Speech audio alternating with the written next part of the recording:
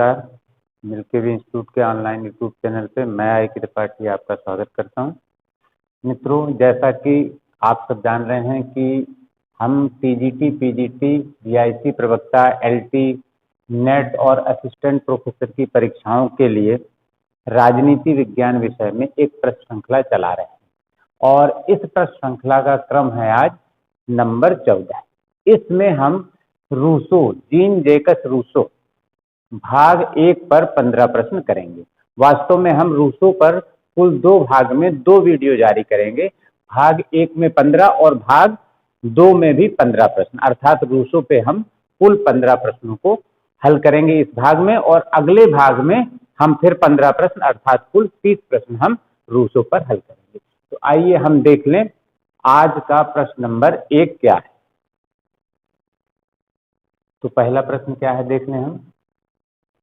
निम्नलिखित में से किसने रूसो को एकांत आवारा की संज्ञा दी? निम्नलिखित में से किसने रूसो को एकांत आवारा की संज्ञा दी? और 4 विकल्प हैं, ए मैक्सी, बी बार्कर, सी दांते और डी मिल।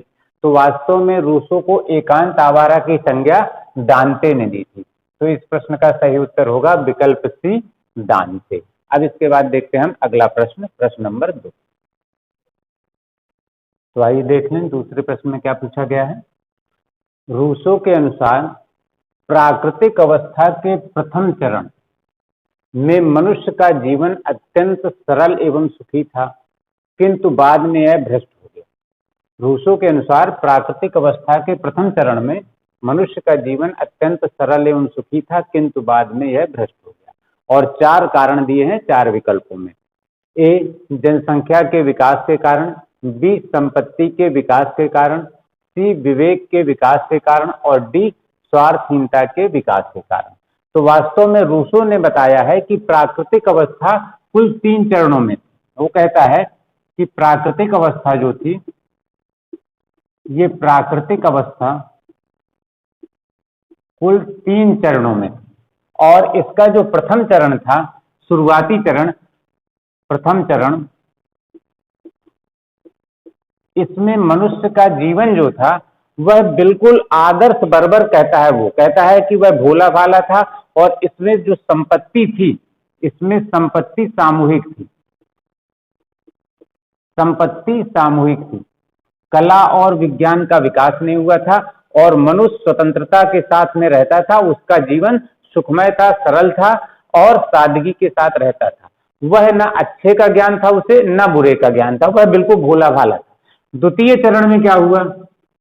द्वितीय चरण में कुछ उपकरणों का आविष्कार हुआ और निजी संपत्ति के नाम पे कुछ छोटी छोटी वस्तुएं मनुष्य के पास आईं। ईर्ष्या द्वेष की भावना थोड़ी सी मनुष्य में आई, लेकिन यहां पर भी आकर मनुष्य का जीवन सुखी बना रहा, क्योंकि निजी संपत्ति का बड़ी मात्रा में प्रादुर्भाव यहां नहीं हुआ था। लेकिन तृतीय चरण में रूसो कहता है कि तृतीय चरण में निजी संपत्ति का विकास हो गया और निजी संपत्ति का विकास होने के कारण मनुष्य में ईर्ष्या द्वेष बढ़ गए और जो व्यवस्था शांति और सौहार्द की थी वो तनावपूर्ण वातावरण में बदल गई और मनुष्य हिंसक हो गया। इसी कारण बाद में वह भ्रष्ट होता चला गया और उसका मुख्य कारण क्या था? संपत्ति का विकास, जो कि तृतीय चरण में हुआ था। तो इस प्रश्न का सही उत्तर होगा संपत्ति के विकास के कारण उसका जीवन बाद में भ्रष्ट हो गया। तो प्रश्न नंबर 2 का सही उत्तर है विकल्प बी। अब इसके बाद देख लें हम अगला प्रश्न, प्रश्न नंबर 3। तो आइए तीसरे प्रश्न को देख लेते हैं। रूसो के सामाजिक समझौते के बारे में क्या सत्य है? रूसो के सामाजिक समझौते के बारे में क्या सत्य है?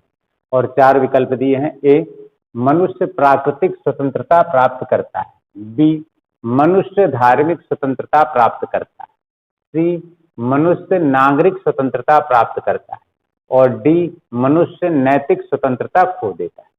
तो वास्तव में रूसो ने बताया कि मनुष्य प्राकृतिक अवस्था के तृतीय चरण में आते आते बहुत ही मानसिक रूप से परेशान हो जाता है, क्योंकि संपत्ति का विकास होने के कारण लोगों में ईर्ष्या द्वेष आ जाता है और वह समाज काफी मात्रा तक हिंसक बन जाता है, लोग तनाव में रहने लगते हैं। तो इन तनावों से मुक्ति पाने के लिए लोग सामाजिक समझौता करते हैं। रूसो के अनुसार जो सामाजिक समझौता होता है, सामाजिक समझौता, इस सामाजिक समझौते के द्वारा लोग क्या करते हैं, इसके द्वारा लोग अपने अधिकार संपूर्ण समाज को अर्पित कर देते हैं। लोग अपने अधिकार संपूर्ण समाज को अर्पित कर देते हैं।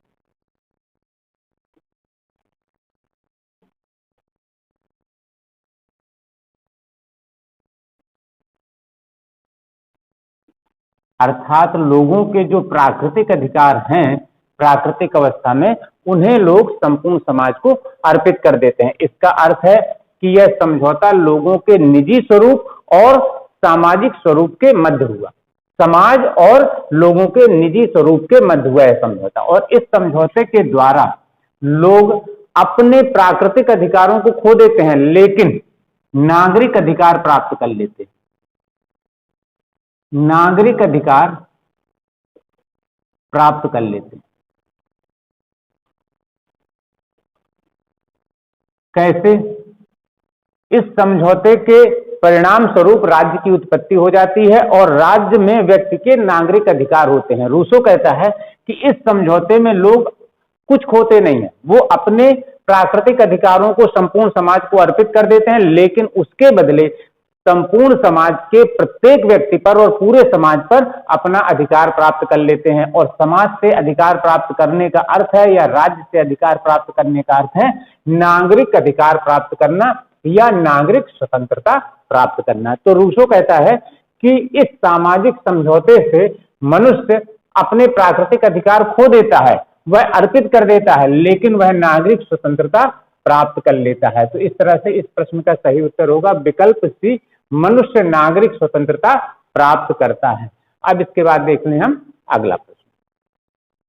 तो अगला प्रश्न है प्रश्न नंबर 4, इसे देख लें हम। निम्नलिखित में से कौन एक सामान्य इच्छा की विशेषता नहीं है? निम्नलिखित में से कौन एक सामान्य इच्छा की विशेषता नहीं है? विशेषता नहीं। और 4 विकल्प हैं, ए अस्थायी, बी अचूक, सी अविभाज्य और डी उचित। तो वास्तव में सामान्य इच्छा क्या होती है? यह लोगों की वह इच्छा है जो समूह कल्याण के लिए आवश्यक होती है। सामान्य इच्छा वास्तव में क्या है? रूसो ने क्या अवधारणा दी? सामान्य इच्छा ये है लोगों की ऐसी इच्छा जो समूह कल्याण के लिए आवश्यक होती है। अर्थात समूह कल्याण के लिए इच्छा जो होती है वह सामान्य इच्छा है। समूह कल्याण के लिए इच्छा अर्थात जो जो इच्छाएं समूह कल्याण के लिए होंगी उनका जोड़, ना कि सभी मनुष्य की सभी इच्छाओं का जोड़ सामान्य इच्छा नहीं होती, बल्कि केवल उन इच्छाओं का योग सामान्य इच्छा होती है जो समूह कल्याण के लिए आवश्यक है। समूह कल्याण के लिए जो इच्छा होती है वही सामान्य इच्छा है, समूह कल्याण के लिए आवश्यक होती है। अर्थात इसकी विशेषता क्या होगी? जो समूह कल्याण के लिए आवश्यक होगी वह निश्चित रूप से स्थायी होगी, वह उचित होगी, क्योंकि समूह कल्याण के लिए जो इच्छाएं उचित हैं वही वास्तव में समूह कल्याण कर सकती हैं, वे उचित होंगी। और वे वास्तव में क्या होंगी? वे अचूक होंगी, उनके द्वारा समूह का कल्याण होगा। वह समूह कल्याण रुक ही नहीं सकता, क्योंकि वो पूरे समाज के हित को करने वाली इच्छाएं हैं। लेकिन यह अस्थायी नहीं होंगी, ये कुछ समय के लिए नहीं होती बल्कि स्थायी होती हैं। और आपसे प्रश्न पूछा गया है सामान्य इच्छा की विशेषता कौन सी नहीं है? अस्थायी नहीं, ये अस्थायी विशेषता नहीं है, उसकी विशेषता स्थायी है, अविभाज्यता है, अचूक है और उचित है। यह सामान्य इच्छा विभाजित नहीं की जाती है, यह पूरी एक साथ रहती है। तो इस प्रश्न का सही उत्तर होगा विकल्प ए, अस्थायी। इसके बाद हम देख लें अगला प्रश्न। तो आए 5वें प्रश्न को देख लेते हैं।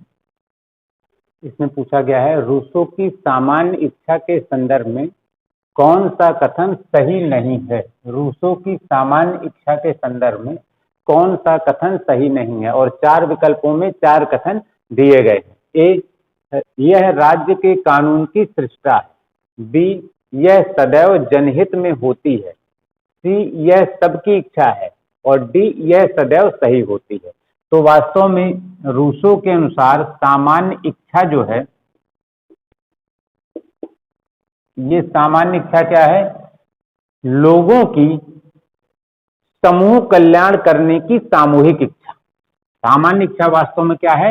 सभी लोगों की वह सामूहिक इच्छा जो समूह का कल्याण करना चाहती है, समूह का कल्याण या हित करना चाहती है, हित करना चाहती है। और यह सामान्य इच्छा जो उत्पन्न होती है वह यह सामाजिक समझौते के बाद उत्पन्न होती है। जब लोगों के बीच सामाजिक समझौता हो जाता है तो लोग अपने प्राकृतिक अधिकार, लोग अपने अधिकार इस समूह को सौंप देते हैं। जब समूह को सौंप देते हैं तो समूह की जो इच्छा होती है वही सामान्य इच्छा है। और वास्तव में समूह की इच्छा जो होती है वो क्या रहती है? समूह का कल्याण करने की या समूह का हित करने की इच्छा होती है। तो यह सभी लोगों की इच्छा का योग नहीं है। ये वास्तव में ऐसा नहीं है कि समाज के या समूह के जितने लोग हैं सबकी सारी इच्छाओं का योग है, क्योंकि इच्छाएं लोगों की 2 प्रकार की होती हैं। उसने कहा, रूसो कहता है कि इच्छाएं 2 प्रकार की होती हैं रूसो के अनुसार। एक यथार्थ इच्छा और दूसरा आदर्श इच्छा। आदर्श इच्छा, और जो यह यथार्थ इच्छा होती है यह स्वार्थ जनित होती है, अर्थात मनुष्य अपनी स्वार्थों की पूर्ति करना चाहता है, वो इच्छा यथार्थ इच्छा है। और आदर्श इच्छा क्या है? इसमें परमार्थ, दूसरों के कल्याण का भाव छिपा रहता है। तो वास्तव में आदर्श इच्छा ही सामूहिक इच्छा के रूप में परिणित हो जाती है, लोगों का कल्याण करना चाहती है, पूरे समूह का कल्याण करना चाहती है। तो यह इच्छा हमेशा जनहित में होती है, यह सही है। लोगों के कल्याण में, समूह के कल्याण में होती है, यह सही है। और यह हमेशा सही होती है, इसलिए यह कथन भी सत्य है, क्योंकि समूह के कल्याण की भावना हमेशा उचित होती है या सही होती है। और यही सामान्य इच्छा वास्तव में राज्य के कानूनों का स्रोत होती है, राज्य के कानूनों की सृष्टा होती है, अर्थात यह भी सही है। लेकिन विकल्प सी में जो दिया गया है यह सबकी इच्छा है, यह सही नहीं है, क्योंकि यह सबकी इच्छा नहीं है बल्कि सबकी उन इच्छाओं का योग है जो कल्याण करना चाहती है। और जो इच्छाएं स्वार्थ की पूर्ति करना चाहते हैं लोगों की, उन इच्छाओं को इसमें शामिल नहीं किया जाता। लोगों की केवल उन इच्छाओं को शामिल किया जाता है जो समूह के हित को करना चाहती हैं या परमार्थ करना चाहती हैं, अर्थात यह सबकी इच्छा है, ये सही नहीं है, बल्कि सबकी उन इच्छाओं का समूह है जो समूह का हित करना चाहते हैं। तो आपसे प्रश्न पूछा गया है सामान्य इच्छा के संदर्भ में कौन सा सही नहीं है? तो विकल्प सी सही नहीं है, ये सबकी इच्छा है, ऐसा सही नहीं है। अब इसके बाद देख लें हम अगला प्रश्न। तो आइए 6वें प्रश्न को देख लें हम। रूसो की प्राकृतिक अवस्था में, प्रश्न है रूसो की प्राकृतिक अवस्था में, और 4 विकल्पों में क्या लिखा है? ए, मनुष्य को ज्ञान था कि सदाचार क्या है। और विकल्प बी है मनुष्य को ज्ञान था कि बुराई क्या है। विकल्प सी, मनुष्य को सदाचार और बुराई दोनों का ज्ञान नहीं था। और डी, मनुष्य को सदाचार और बुराई दोनों का ज्ञान था।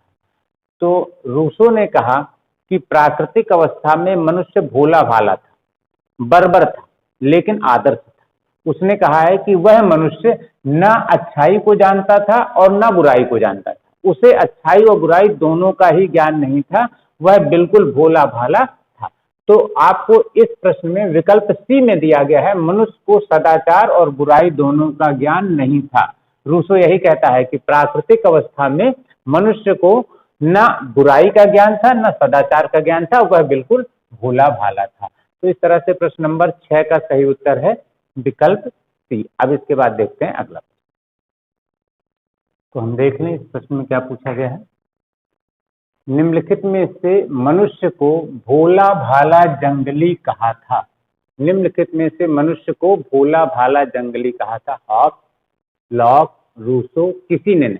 आपसे पूछा गया है कि मनुष्य को भोला भाला जंगली किसने कहा, तो वह कहा था रूसो ने। रूसो ने प्राकृतिक अवस्था के मनुष्य के लिए एक शब्द प्रयोग किया था, नोबेल सेवेज। नोबेल सेवेज वह कहता है कि यह वास्तव में भोला भाला जंगली है, आदर्श बर्बर है, जो कि न अच्छाई को जानता है न बुराई को जानता है। तो इस तरह से प्रश्न नंबर 7 का सही उत्तर होगा विकल्प सी, रूसो। अब देख लें इसके बाद अगला प्रश्न। तो क्या पूछा गया अगले प्रश्न में, देख लें। मनुष्य जन्म से स्वतंत्र है परंतु सर्वत्र जंजीरों से जकड़ा है, यह किसने कहा? मनुष्य जन्म से स्वतंत्र है परंतु सर्वत्र जंजीरों से जकड़ा है, यह किसने कहा? 4 विकल्प हैं, ए लॉक, बी रूसो, सी मार्क्स और डी बेंथम। तो यह रूसो का बहुत ही प्रसिद्ध कथन है कि मनुष्य जन्म से स्वतंत्र है परंतु सर्वत्र जंजीरों से जकड़ा है। तो इस प्रश्न का सही उत्तर होगा विकल्प बी, रूसो। अब देखते हैं अगला। तो हम देख लेते हैं क्या पूछा गया है इस प्रश्न में।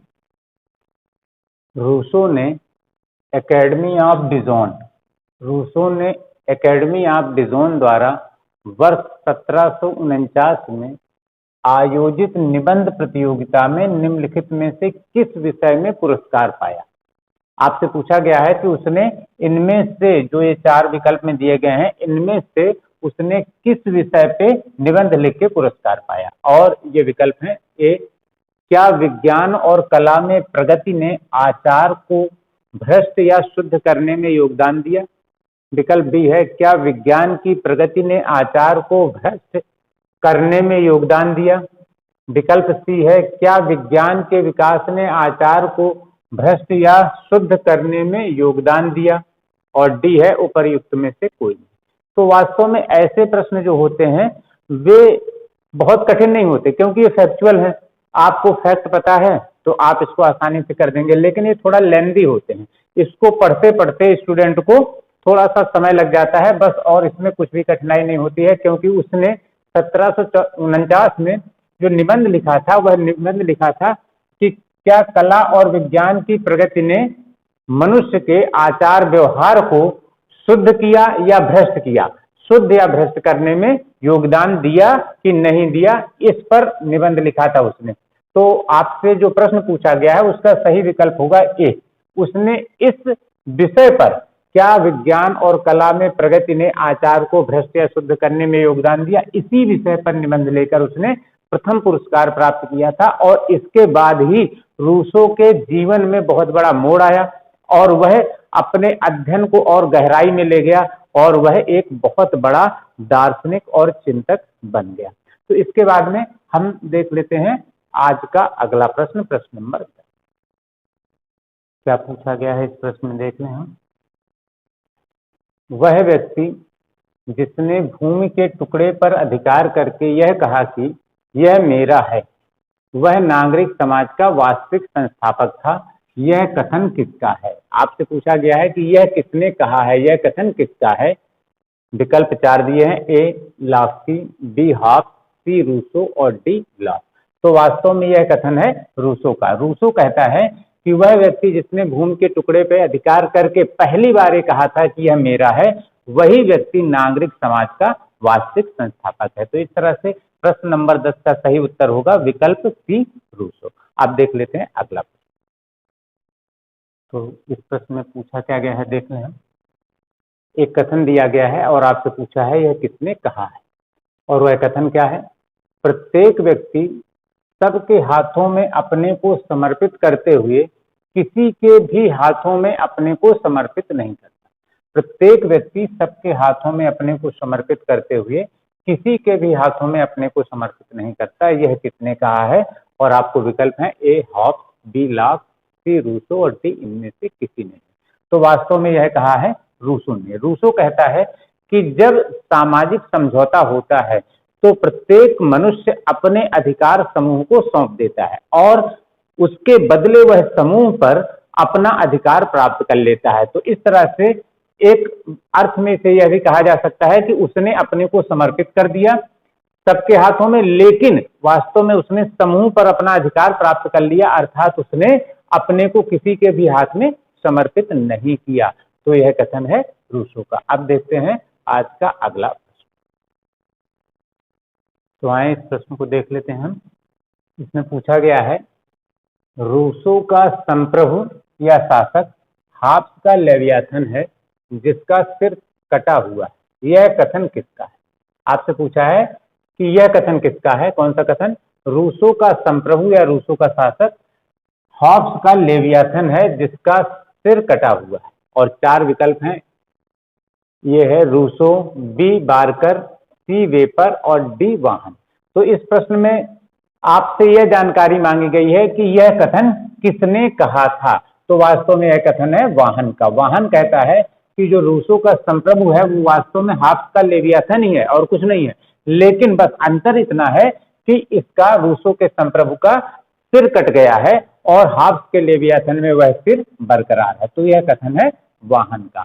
अब हम देख लेते हैं आज का अगला प्रश्न। तो अगले प्रश्न में क्या पूछा गया है देख लें हम।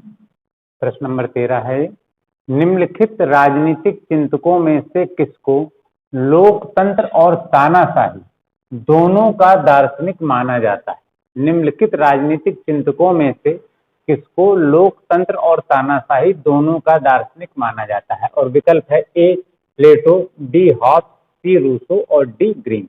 तो वास्तव में रूसो को लोकतंत्र और तानाशाही दोनों का दार्शनिक माना जाता है, क्योंकि वह वास्तव में प्रत्यक्ष लोकतंत्र का तो समर्थक है, लेकिन वह प्रतिनिधि लोकतंत्र का आलोचक है और उसने सर्वश्रेष्ठ शासन प्रणाली जो मानी है वह कुलीन तंत्र को माना है।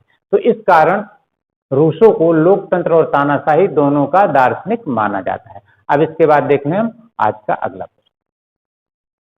तो अगले प्रश्न में क्या पूछा गया है देख लें हम। स्वतंत्रता और समानता एक दूसरे के पूरक हैं। एक दूसरे के पूरक हैं, यह विचार किसने दिया? और विकल्प हैं ए प्रोफेसर जोड, डी जे.एस. मिल, सी जीन जैकस रूसो और डी उपर्युक्त तीनों ने।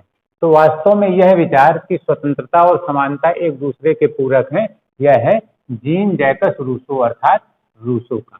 तो इस तरह से इस प्रश्न का सही उत्तर है विकल्प सी जीन जैकस रूसो। अब देखते हैं हम आज का अगला प्रश्न, जो कि इस प्रश्न श्रृंखला का या आज का अंतिम प्रश्न होगा, प्रश्न नंबर 15। तो इस 15वें प्रश्न को हम देख लें क्या पूछा गया है इसमें। निम्नलिखित में से किस विचारक ने यथार्थ इच्छा और वास्तविक इच्छा के बीच अंतर बताया है? निम्नलिखित में से किस विचारक ने यथार्थ इच्छा और वास्तविक इच्छा के बीच अंतर बताया है? और चार विकल्प हैं ए ग्रीन, कांट, बोसांके और रूसो। तो वास्तव में रूसो ने यथार्थ इच्छा और वास्तविक इच्छा के बीच में अंतर बताया। वह कहता है यथार्थ इच्छा वह होती है जो व्यक्ति के स्वार्थों पर निर्धारित होती है, अर्थात व्यक्ति अपने स्वार्थों की पूर्ति करने के लिए जो इच्छा पालता है वह यथार्थ इच्छा है। और वास्तविक इच्छा वो है जो पूरे समूह के कल्याण के लिए होती है, अर्थात इसमें परमार्थ की भावना होती है। तो प्रश्न में जो पूछा गया है यथार्थ इच्छा और वास्तविक इच्छा के बीच का अंतर किसने बताया? वह बताया है रूसो ने। तो इस तरह से आज की प्रश्न श्रृंखला के हमारे 15 प्रश्न पूरे होते हैं और रूसो भाग 2 में अगले वीडियो में हम 15 प्रश्न फिर हल कराएंगे। हमारे ऑफलाइन और ऑनलाइन बैचेस टीजीटी पीजीटी की परीक्षा के लिए सफलतापूर्वक संचालित हो रहे हैं और इन बैचेस में प्रवेश लेकर आप निश्चित रूप से अपनी सफलता को सुनिश्चित कर सकते हैं। तो इन बैचेस के बारे में विस्तृत जानकारी के लिए आप नीचे दिए गए नंबरों पर कॉल करके जानकारी प्राप्त कर सकते हैं। तो अगले वीडियो में हम जीन जैकस रूसो भाग 2 के अंतर्गत 15 प्रश्नों को लेकर फिर आपसे मिलेंगे। धन्यवाद।